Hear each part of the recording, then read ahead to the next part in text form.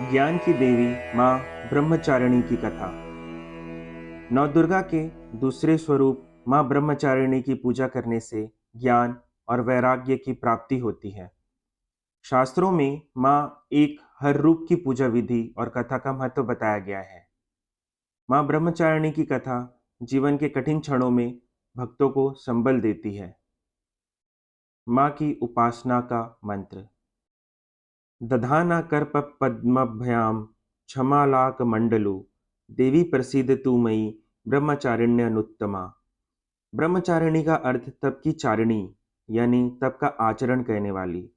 देवी का यह रूप पूर्ण ज्योतिर्मय और अत्यंत भव्य है। माँ के दाएं हाथ में जप की माला है और बाएं हाथ में यह कमंडल धारण किए हैं। माँ ब्रह्मचारिणी की कथा। पूर्व जन्म में इस देवी ने हिमालय के घर पुत्री के रूप में जन्म लिया था और नारद जी के उपदेश से भगवान शंकर को पति रूप में प्राप्त करने के लिए घोर तपस्या की थी। इस कठिन तपस्या के कारण इन्हें तपस्याचारिणी अर्थात ब्रह्मचारिणी नाम से जाना गया।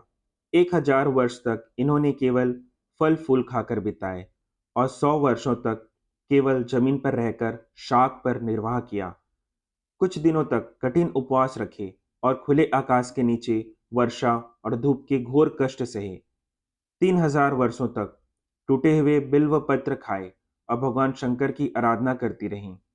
इसके बाद तो उन्होंने सूखे बिल्व पत्र खाना भी छोड़ दिए। कई हजार वर्षों तक निर्जल और निराहार रहकर तपस्या करती रहीं। पत्तों को खाना छोड़ देने के कारण ही इनका नाम अपर्णा नाम पड़ गया।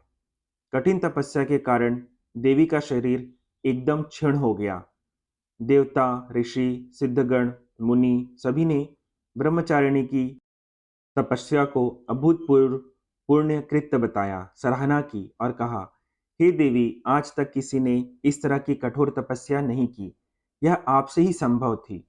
आपकी मनोकामना परिपूर्ण होगी और भगवान चंद्रमौली शिव जी तुम्हें पति रूप में प्राप्त होंगे। अब तपस्या छोड़कर घर लौट जाओ। जल्द ही आपके पिता आपको लेने आ रहे हैं।